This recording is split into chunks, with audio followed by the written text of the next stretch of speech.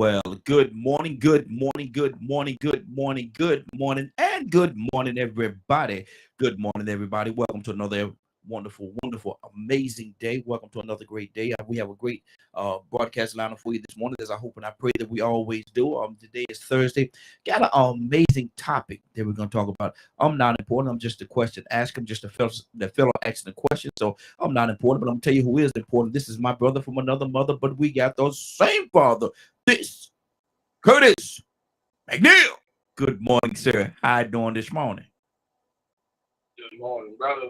How you doing? Thanks for the hearty morning welcome.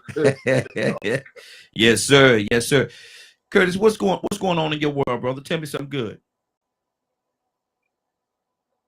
Well, I mean, I just got, I'm ready to do this play called "If You're Dirty, Take a Bath" at the Wimico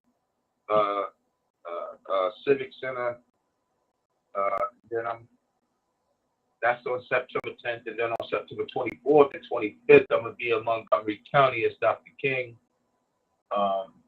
So get ready to do my TV series in October.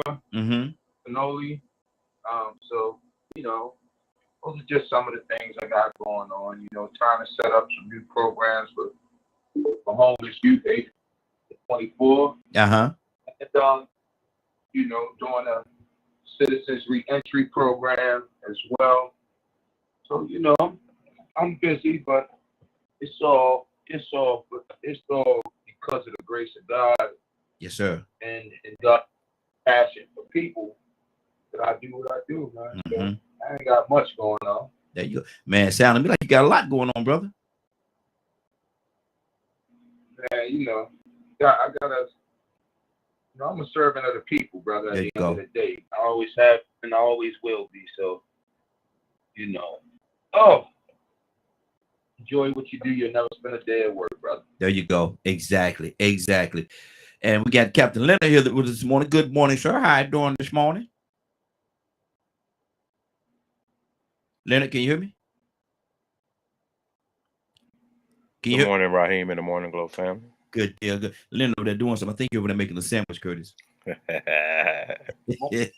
No, I'm not. I'm not.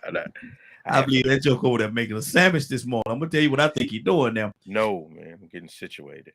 Okay, Curtis said something in what he's doing, and I want to stay on that for a minute. We certainly got a topic. We got an amazing topic. I want to definitely get into this topic. But he said, "I am a servant of the people." That's a powerful statement, Leonard. That's a powerful statement. How many of us should be servants of the people?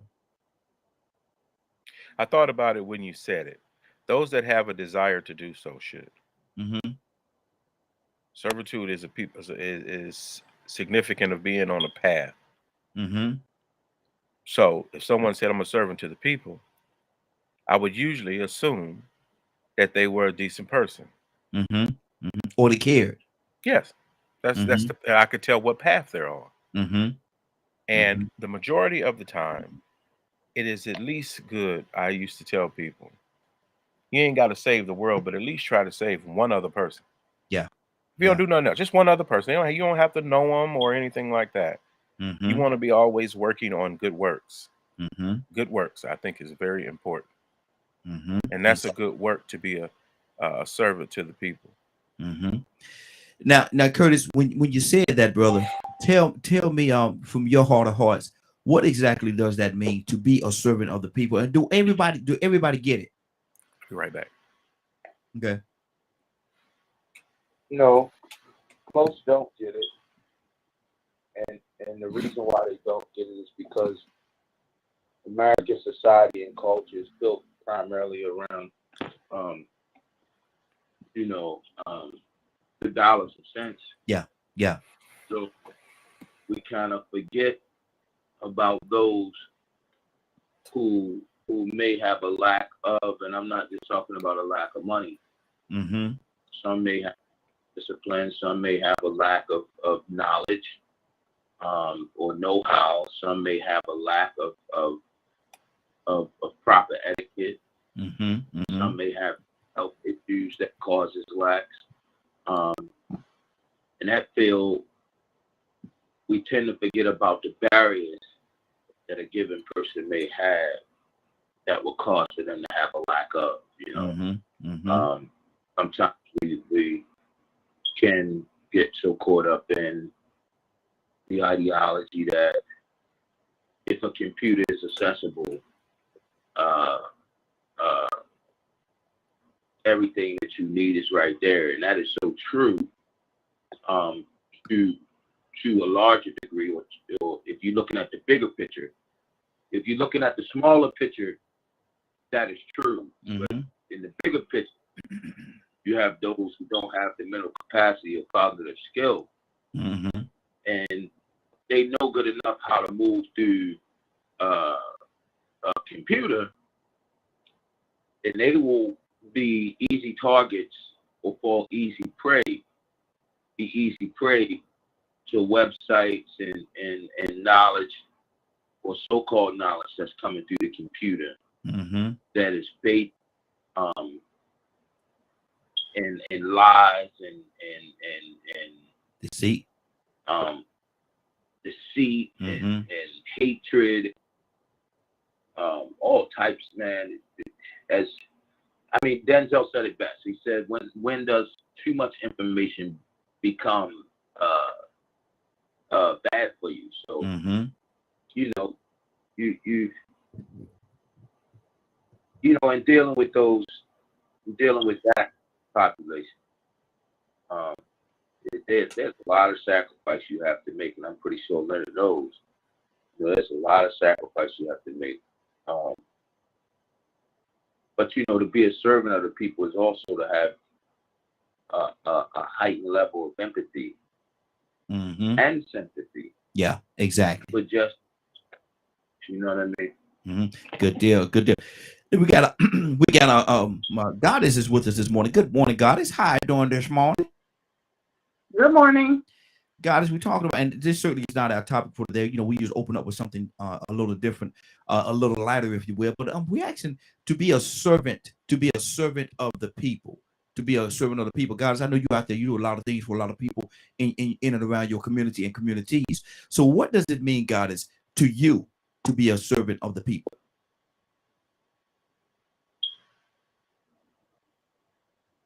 Number one, you have to listen to the people. In order to serve somebody, you got to listen to them. I was just in a meeting the other day how the people that are most affected don't have a seat at the table to tell them how we need to be helped. You can always, I'm going to give an example of the homeless and chronically homeless. It's always good for me to ask you what you need instead of me telling you what you need. And that's what goes on. And then on top of that, we look at it in a subjective, and we give out ideas that are really inhuman. And it degrades the people, degrades that person as a whole. Let me give you an example.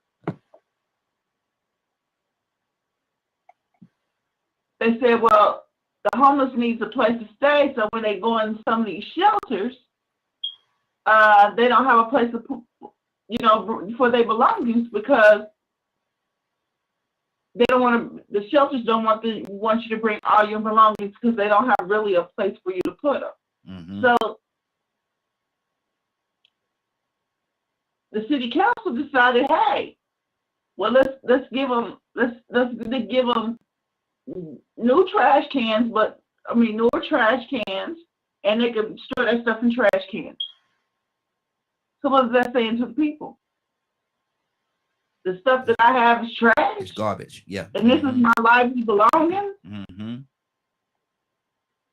Wow. Other thing is, what am I still saying to the people? If we give you this land and you can, and we'll call it Tent City, So that means I don't deserve a house? But you'll spend $4 million for 3 months for a hotel. Mm-hmm. Wow. You gotta listen to the people. Yeah, You gotta listen to the people. That's good. That's good. I'm glad you brought that to the table. That's good. That's real good. Leonard, what's on your heart, brother? Oh, I'm just listening because, you know, there are several solutions a lot of times to a problem, Mm-hmm. and how people address it is based on their resources and what's available. And that's the thing about it. You know, when I'm always talking about not imposing upon people, that's what I mean. Mm-hmm. How can I help you if I don't know what you need? Yeah. I don't necessarily assume people are in a bad situation. Mm-hmm. I want to know what their situation is. Yeah. And that's Ask why I questions. believe in organization, Mm-hmm. because you have to have a mission and an objective. Mm-hmm. A mission and an objective. That which does not fit into your objective. Mm-hmm. Even when finding resources for people when they call and need help, you still have to fit a particular criteria, because this is why this particular group and how they're helping people. And one of the things there is, and both of you said, you and God said something about this as well. I think it's a terrible I think, and y'all correct me, certainly correct me if I'm wrong or if I'm off base with this thing, but I think it's a terrible thing to just assume that everybody want exactly what it is that you want and that you desire, and you want them to walk every step that you walk. Maybe that's not what they want. And talk to me about that. And that's why I never pursue things that way. Mm-hmm. For the very simple fact, I will do what it is that is necessary, Mm-hmm. but I won't dictate it to a person. Yeah.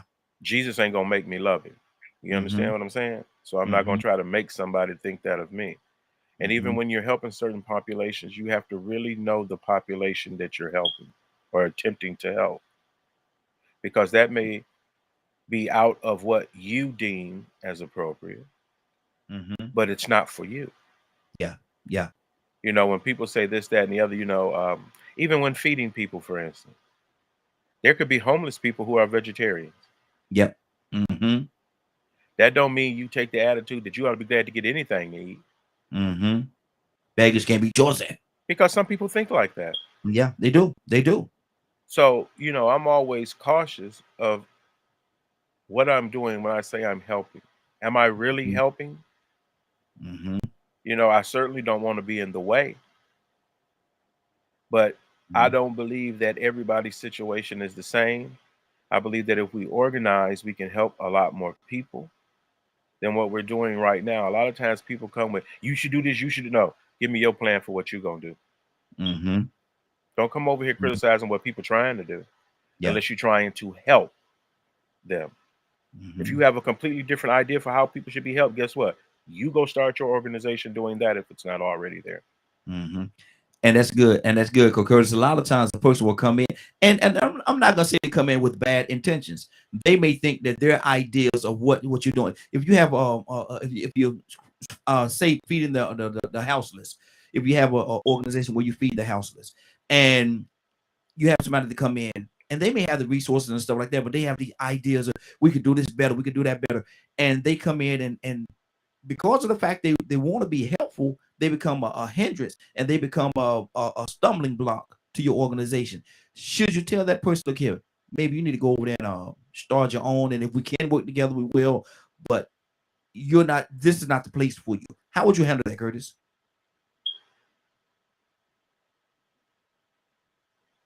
How would I handle somebody with that's causing progress? Takeover spirit, a takeover spirit.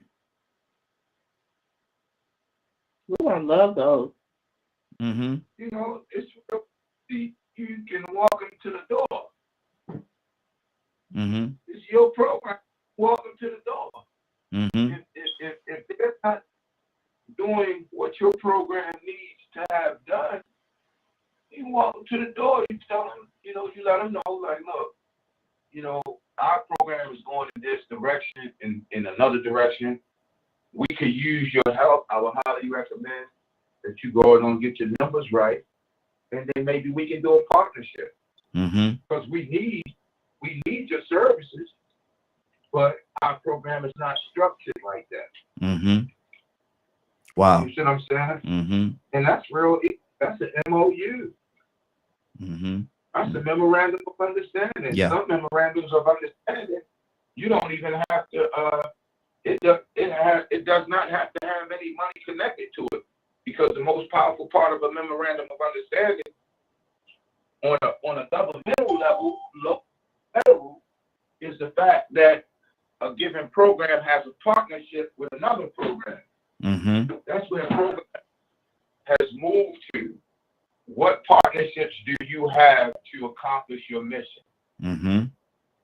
Unless your program is just that big that it can almost stand on its own, and most programs can. Yeah. In the city, I would say you probably have maybe 4 or 5 agencies that can actually stand on their own. And you're lucky to have 4 or 5 that can actually stand on their own and cover everything in terms of service, in terms of a service-based agency. Mm-hmm. So you may have 4 or 5 entities that can stand on their own. That's just right off the top of my head, I can give you one. Catholic Charities can stand on its own. Mm-hmm. Catholic Charities, realistically, do not need any partnerships, but they have partnerships because, you know, the understanding is that's just the way to get things done. But realistically, Catholic Charities can stand on its own. Mm-hmm. And also we have what is called the Weinberg Group. The Weinberg Group basically is an agency that issues out grant money to other smaller agencies. But realistically, if they wanted to, they could stand on their own. Mm-hmm. You see what I'm saying? So, yeah. Yeah, man. I mean, Good deal. That's all you gotta do. Absolutely. We get let them know. Mm-hmm. I got you. That get to stepping basically. We got Tucson with us as well. Good morning, Tucson. How you doing this morning? Look at that. Saved by the bell. Saved by the bell. Need me to come back to you? Yeah, man. Okay.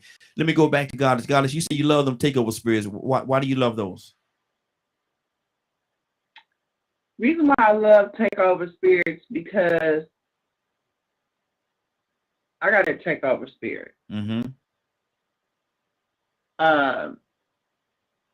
Because I see most people are not visionary. They have ideas, but my takeover spirit is not one that I'm getting ready to take over something and try to call it mine. Mm-hmm. That's a different type of spirit. Mm-hmm. A takeover spirit is, I see where you lacking at. I'm gonna come in and do exactly where you lacking at. Mm-hmm. Now let me ask you. Let me ask you this, God, and that could be a good thing, or that could be on the negative side. When you say that, are you having conversations with the person? And I'm asking you for your standpoint and from where you're coming from, because everybody else may be totally different. So would you go to that person and say, "Okay, go ahead." That's what I was getting ready to do. Okay, go ahead. Reason why I have a takeover spirit, because I have always been a troubleshooter. Mm-hmm. And a troubleshooter is someone who sits back in the back in any business and they're able to troubleshoot where the problem is. Mm-hmm. And when you know where the problem is, and that's one of my expertise, when you know where the problem is, you know how to attack a situation and you know how to proceed further. Mm-hmm. I personally just had a situation. We have a jazz district where it's about 5 of us it's all black owned, and we own basically a whole block and a half Mm-hmm. in the jazz district. Okay. And they are forever in a day sending somebody down there to handle stuff. Well, we have got to the point where we stopped the city from trying to come in and put these boards together to try to control us. Mm-hmm. So we had somebody else that I ended up knowing that she's pretty pro-black, she's pretty all that, but she has a takeover spirit. Mm-hmm. But her takeover spirit was a different kind of spirit. So you got to realize what kind of her spirit was what can I do to take over and also put money in my pocket too? Mm-hmm. So that's not really a takeover spirit, but it's a takeover spirit with profit gains for themselves. So I finally had to check her the other day. Well, we checked her a long time ago and she went on her way. But I also had to come back to her because she has to know her downfalls, where she stand at, how you can help us. Again, bringing us back to the table. Mm-hmm. That's where the difference is. Okay. That's good. So I appreciate some of her items, and we needed her. We needed her. You know, not that you don't listen, but we needed to listen to her. I mean, we needed to tell her where we stand at, and the fact that you can't come in here and do the same thing that they was doing, or dropping these names because this person sent you. I don't care if it was the mayor. I don't care if it was the ex-councilman. Those are the ones who we don't want. Mm-hmm. Mm-hmm. Let me do. So now that you done dropped those names, now we don't want you. Exactly. Hold right there, sister. Let me be equal with my time. Let me go to Leonard. Leonard, how do you deal with a takeover spirit? A person that has a takeover spirit, be it good or bad? Well, you know, usually it's how would I say how I do it is maybe a little different. That one, I directly address that individual, and we have a private conversation. I don't let things get too out of control, but nor do I have a takeover spirit. So I don't usually operate that way. And even with working with other organizations, I like what Kurt said, a memorandum of understanding. It explains the relationship between organizations, and it's good for people to stay in their lane.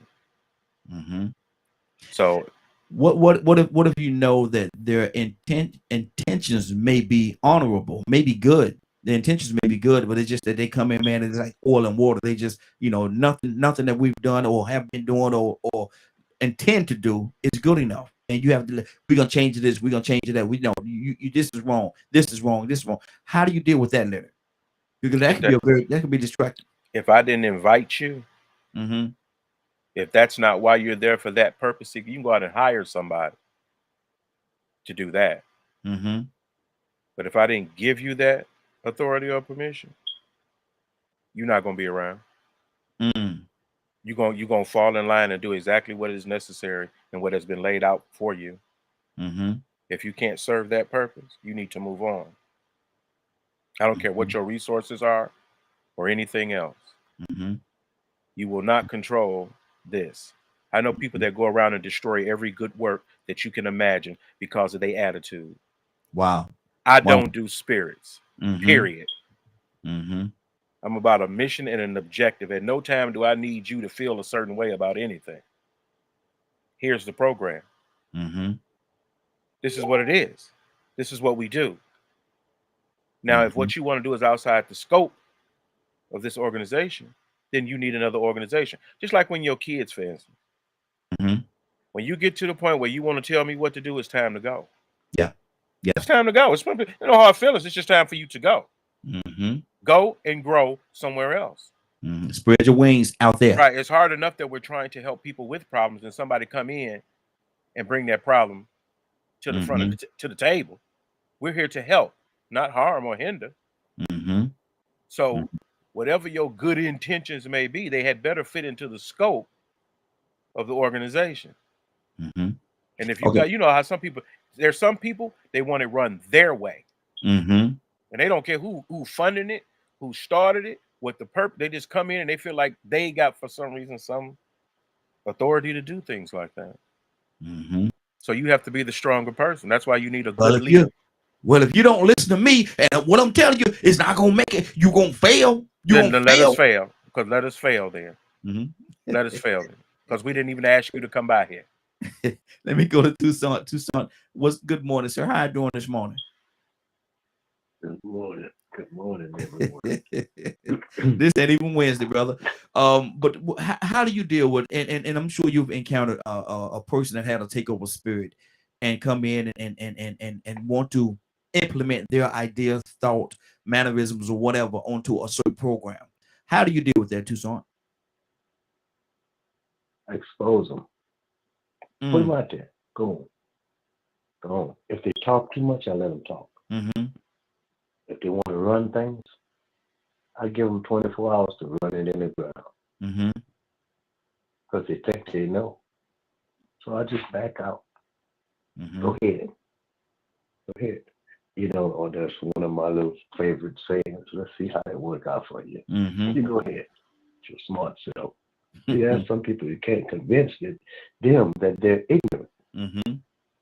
Wow. Because they don't know. The last one. Let's see how I can say this. To the fool, the last one to know he's a fool is the fool. Mm-hmm. Mm-hmm. So you put him out there and let him make a fool out of himself. And when he sees himself in the mirror, you know, the only thing he's going to do is blame it on somebody else and try to figure out the reason why they allowed it to happen. It didn't But work. at least everybody else will know. It didn't work because they didn't listen to me. It didn't work because they didn't listen to me. Five. Looking like boo boo the fool. Crazy yourself. 508-924-3521. The phone lines are open. Give us a call. 508-924-3521. If you know somebody that have a takeover spirit, if you experience somebody with a takeover spirit, how did you handle that situation? How did it fit in to what you all were trying to do? Now, God, they said a lot of different things about a takeover spirit, and I'm saying this because you said it already that you have a takeover spirit. So how do you gauge yours so the person don't feel like you're trying to infringe on them? Because how I gauge mine is when I come in, usually I've been asked because of my expertise. Mm-hmm. And when I come in with a takeover spirit, they've already fallen or about to fall, and that's just what I do. Like I do it for banks, credit unions. That was one of my main things. Is we had to shut down our particular area, like I told you. We had to. They brought me in to try to save a couple their actual commercial accounts, because they had to look at all their commercial accounts and see where they're lending, where they continue to lend and not had any assets. So a bank can't continue on if you lent off a name with no assets to sell. Mm-hmm. So I had to go through each and every case file and basically look and see where they stand at. So I was hired to come in and do that. Mm-hmm. Now, I never went and tried to take over somebody's situation on a level where I just had that takeover spirit where I want to take over your situation. I don't work like that. Mine is, you didn't call me in and, hey, I need your help, and this is what I need your help in. Like right now, somebody called me to come in, and because I have certain things with the city, to come in and help plan a jazz and blues concert. I didn't come over and take over anything. The only thing I did was the background on whatever needed to be done to make this happen. Mm-hmm. So it could happen. Okay. Other than that, I do what you asked me to do. But when I do, I'm taking over that situation. Don't come ask me to do something and then you tell me how to do it. Mm-hmm. Mm-hmm. Okay. Okay. Toya with a T, good morning. How you doing this morning? Good morning. How you doing? Hey, doing good. Since we talking this morning, and this is not our topic. This is our wake up topic right here. Well, we're talking about a takeover spirit. Toya with a T, how do you deal with an individual that has you're in management and you go in there and you're doing your job, and you have somebody that's working under you at that particular time, and you know they got this takeover spirit. They got this takeover spirit. The way I'm gonna do it, the way I want to do it, this is the way it's gonna be done, and this is a better way, so I'm gonna do it this way. Toya, how do you deal with that individual? You got to be honest with those kind of people. Most people have that kind of spirit because they've been allowed to get away with it. So sometimes you got to be honest with people. Wait a minute, stop, calm down. You know, they do that at work all the time. I don't know what it is. I don't know if it's about me or they think I'm supposed to be taking over and I'm not or whatever. But sometimes they get, oh, well, we need, wait, all right, calm down. All right, it's not that serious. We're not going to die. We're not creating a cure to COVID. We're just doing this, that, and the third. So I think sometimes you just have to communicate to people and let them know, hey, I'm here to help, not to take over, or you're taking over, and no one else can get an opportunity to be able to get in here, and that's not right. You know what I mean? I'm all for communication. I'm all for speaking up and telling people what the problem is. And I have no problem saying, yo, you come to take over something, but we a team, right? Yeah.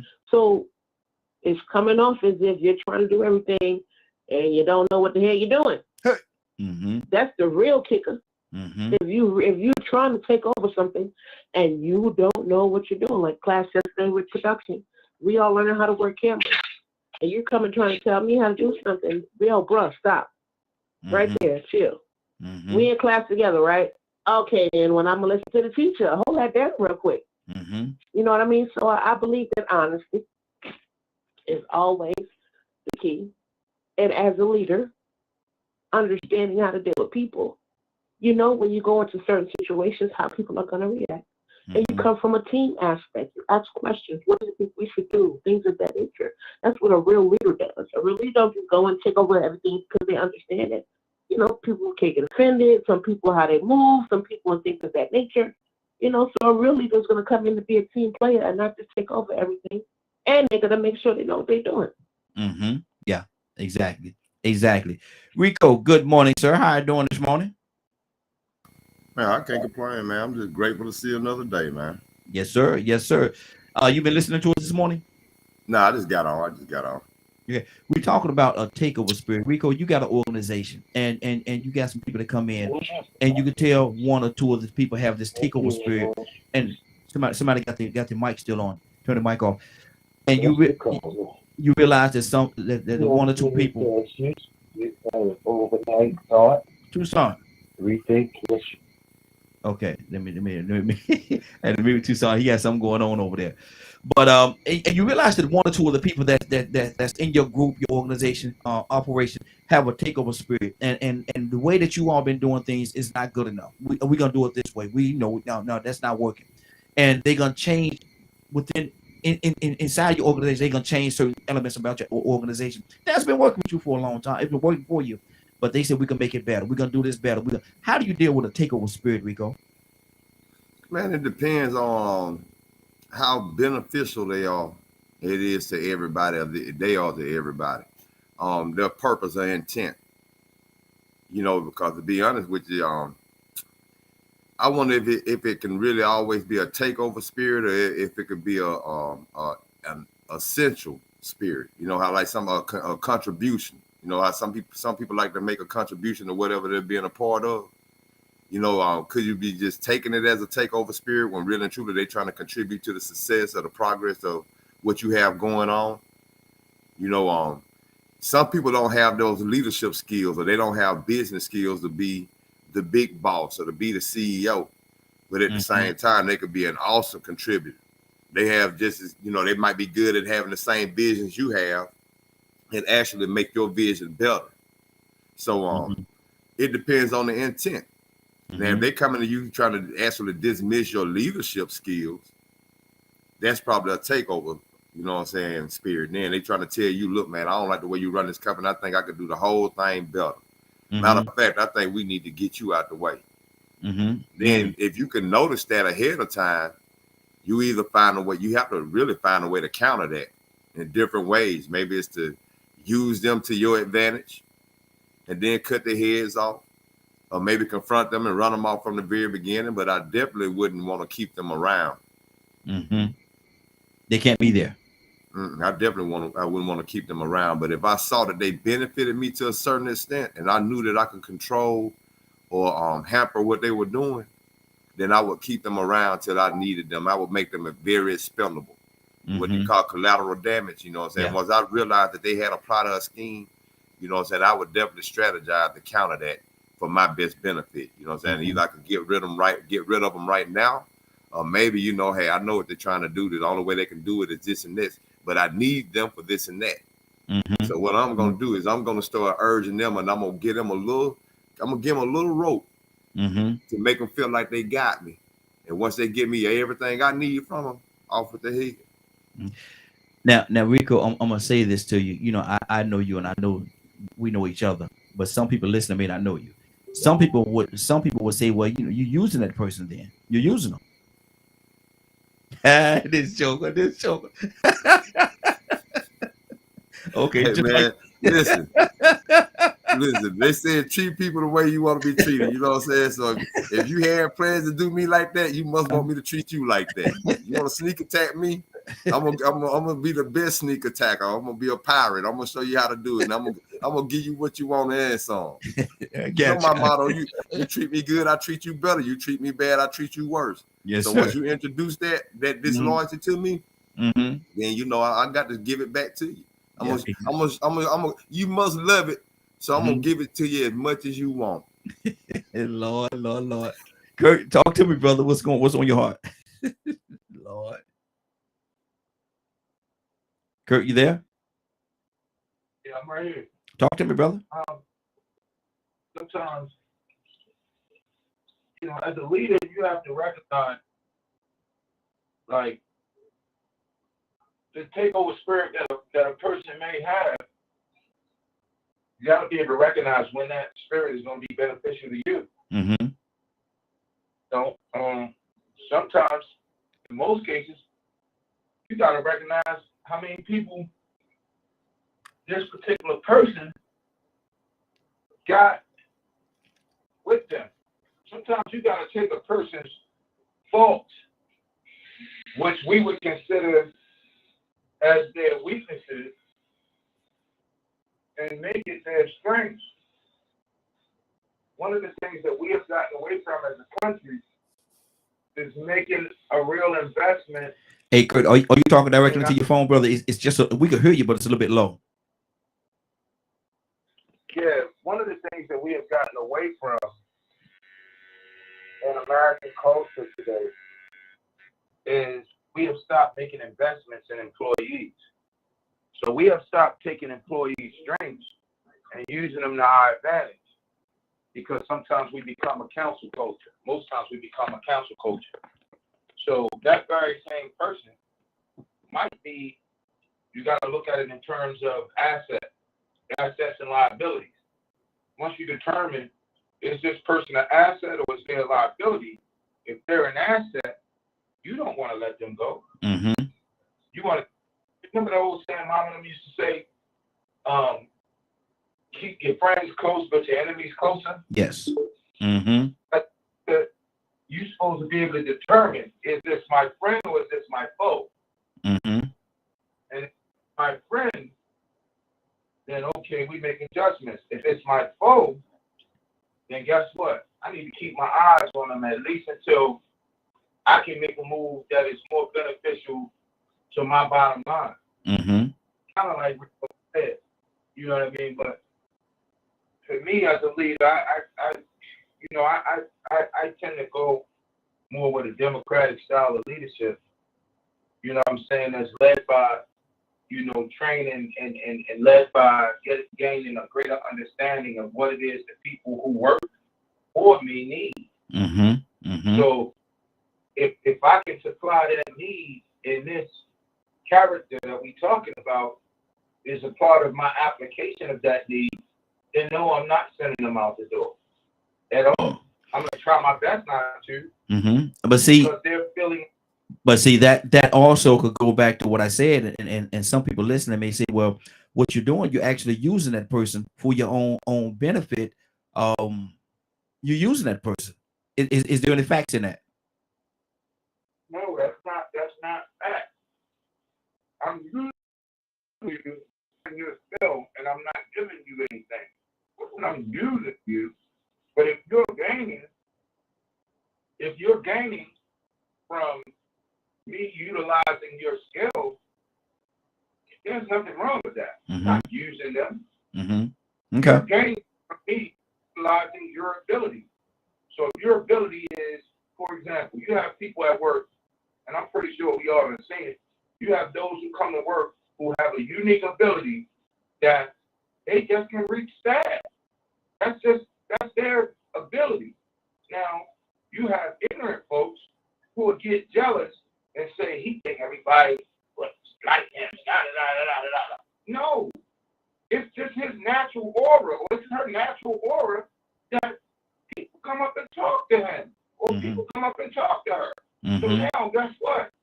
You know what? Hey, let me see you in my office.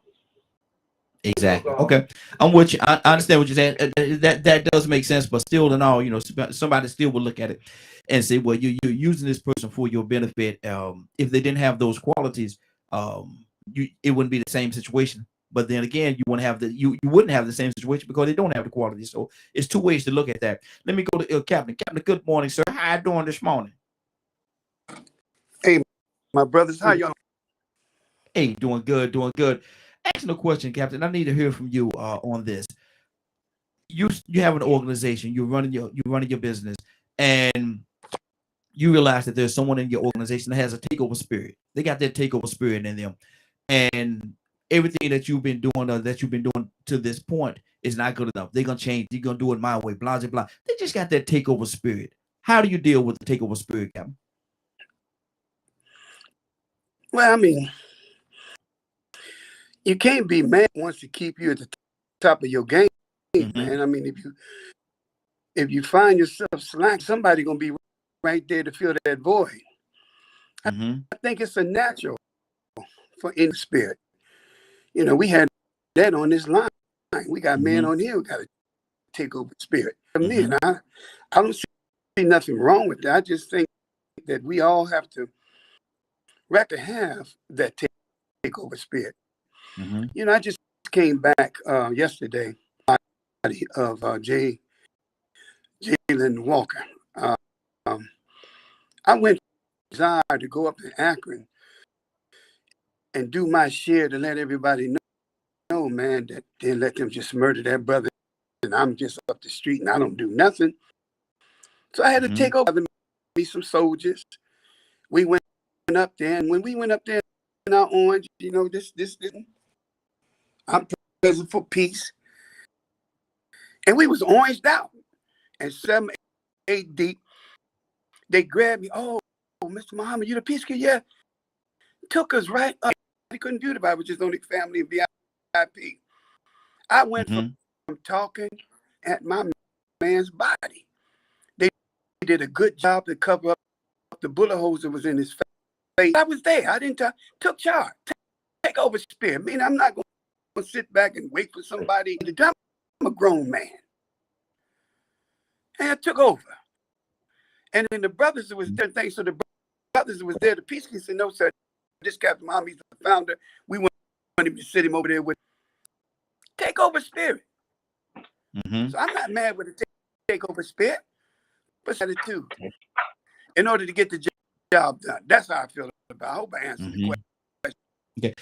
Yeah, you did, but your volume is kind of skipping a little bit on us. It's skipping just a little bit. Something's going on with your volume this morning. Let me go back to Curtis. I'm mutual line, Curtis. Let me go back to Toya with a T. Toya, what's on your heart, sis? Right here, my line. So I don't know who that is. I don't know who that is. That Dawn Tucson? Is that you? Somebody got a conversation going on in the background. Yeah, that's Dawn. It's Tucson. Tucson, mute your line, man. Sorry about that, Curtis. Toya with a T. Yes. Tucson hung up. I ain't gonna mute it. I ain't gonna. What's on your heart, sis? We be busy. It's our second job for some of us. So we be busy at real work, and then we got to come with BKM work. So you got to forgive us sometimes. There you go. Even and talk. But I like what Captain just said about takeover. A lot of people do want people to be assertive and take over. Depending on the setting. Most people that are in charge, if you switch to a relationship setting, are those people who want somebody to take over if they're not at work. You know what I'm saying? You just got to know how to identify what kind of spirit that person is having. And if it's a good or bad spirit, because they're taking over for what reason? To make it better or to try to juice it for what they can get out of it. You know what I'm saying? To use it for purposes of their own and not for nobody else. So I know I have a takeover spirit. I will take over. I'm very aggressive, assertive. You know, my spirit just is a different kind of spirit. So people kind of look for me to take over. You know, but I'm a very considerate person. I always consider other people first. I always consider that some people are not leaders and want to be in the lead and things of that nature. So I will always stand in the background and try not to overshadow people, but everybody is not like that. You know what I'm saying? So it's a couple of things you need to look at with the takeover spirit. Is it an issue with you because you're jealous? Because if you're an individual to say, no, I don't want to take over, I'm going to be in the background, and we need a leader, then what's the beef? You know what I'm saying? Like there are multiple things and reasons on why people have takeover spirits, you know, and depending on what setting you're on. Again, for example, most women, right, and another woman with a takeover spirit will probably look to check everything that I do. So again, yesterday in class, the lady's like, oh, somebody already did that. She got to take over spirit. She got to talk over everybody. She got to try kind of crack jokes. And okay. And then when I went to go look, it wasn't done. So I said, oh, well, man, this is from last week. This is not this week. Well, oh, I thought. See, that's how you lose respect because, see, now you want to come do everything. You want to come run everything. And you don't even know what the heck you're doing. You don't even know what you're doing. You don't even take the time to look to see what's really going on. And now that's how you got another individual to come from the background to see that you're trying to run something, but you don't know what you're doing. So I think that it's important that when you notice that kind of leadership trait, that it is being utilized in the absolute best way. Because, like Tina Turner say, right, we looking for a hero. That's what we're looking for. So if we get a person that does that, if they got the right intentions, I think, you know, hey, what's wrong with that? That's kind of what we want. But if you notice that kind of behavior, and if you know that person is a thief, you can have a leadership spirit all you want to, but if you know they're stealing, you know they don't do things in the right manner in their own personal way, you know they're not a team player in your own personal way, then it's time for you to start opening up your mouth and making sure, you know, because everybody don't want to be that. So I think that's a very critical component in a human being that we need to notice. And then we need to know how to operate and what kind of individual we dealing with. Wow. Leonard, what's on your heart, brother? God is coming to you next. I mean, I think we hit on a lot of different things as it relates to what is really leadership. And there's different, even with management, there's difference in managing professionals. There's difference in managing volunteers. There's difference in managing for-profits, non-profits. Leadership is just a concept, and it's how you get things done. I think too many people struggle too much. I never go in a situation telling other people what to do. As a matter of fact, I'm a lot more democratic when it comes to certain things. But shout out to one of the professor I had, Dr. Taylor. You can't go no further than your assessment. So you need to assess a problem before you try to start solving a problem. I shut you down immediately when I know you are going against the mission. You know, and then you get some people that will say, well, you should do this. You know what I should do? Exactly what I was paid to do. That's what I should do. Now, if we're trying to do this, we're trying to do that. I know people that come and destroy organizations, and every organization they go to, they destroy because of that spirit. They have no vision. All they do is come to nitpick and to destroy what it is that you're trying to do. And they come up with all sorts of excuses for what they call it and blah, blah, blah, blah, blah. That's not why I'm here. All the talents and things that I do have, if I go into a certain situation, it may be my lane to be quiet. I can follow any man with a good vision. Any man. Does not even matter to me who it is, what color they are. If they're a good person about a righteous work, I can follow them. Because that's what I'm about. The righteousness of a situation and getting something done. I remember when some people, I was a manager in corporate America, you know, some people didn't want to work for somebody black. So we had to explain to them, then let's move you right out the door. Yeah. Because we have to get something done. You know, I hate when you come to a meeting and you got somebody that just want to blah, blah, blah, blah, blah, blah, blah. You spend more time arguing with people about what you think they ain't doing right and this, that, and the other than doing what you're supposed to be doing in the first place. If you want this position, come take it. Matter of fact, like Donald said, I'm going to give it to you. Because one thing about the way I operate, I'm a very peaceful person. I remove myself from the presence. So I'm going to step away. I don't have to do anything. That's why I'm so free. That's good. Because I don't go into situations just to call. I know people that they just messy people. Everywhere they go. Everybody not lying on you. I've told people ahead of time, you know what? Yeah, we're going to work together. However, I see something that I don't care for already, and I just want to make sure we have an understanding so it don't go too far. Nip it. Yeah, right away. It's because memorandums of understanding takes care of that. We're not going to go back and forth about nothing. If I'm employed to work the cash register, guess what I do? I work the cash register. I'm not back there trying to tell the man how to cook. Because it's not my position. And a lot of people just be out of position. And good leaders work with people with skills and talents that will benefit the organization. But they also know when to cut the ties. Absolutely. 508-924-3521. 508-924-3521. Give us a call. Goddess, what's on your heart, sis? I was looking at it at all kind of perspectives. I'm looking at it in relationship wise. I'm looking at it in all kind of wise. I don't want no man that can't come over and take over. I want me a man that's gonna be a man, because a man that knows how to. There's a difference between take over and control, and people need to realize that. And taking over is a different thing than control, and y'all are mixing it up between takeover and control. So, takeover, to me, a takeover spirit is somebody, hey, I need that person. Because, see, you wouldn't need that person to come in and take over if you wouldn't ask. A takeover person is somebody, hey, I'm confident in what I need to be done. I know how to get this handled.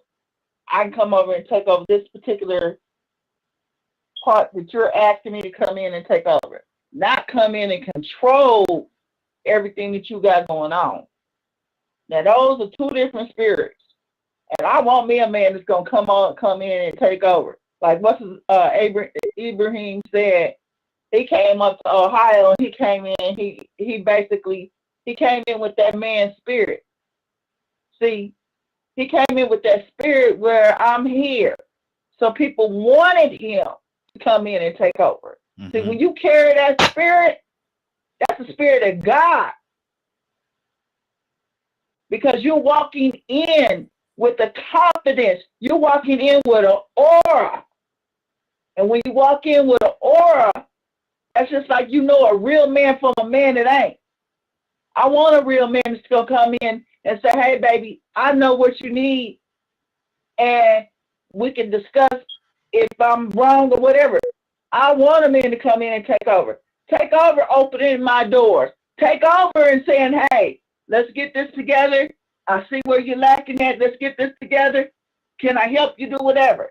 See, a spirit of takeover is also a docile spirit, because they're going to ask you, they're going to talk to you. Not a controlling spirit. Now, I can't deal with a controlling man because I'm an alpha female.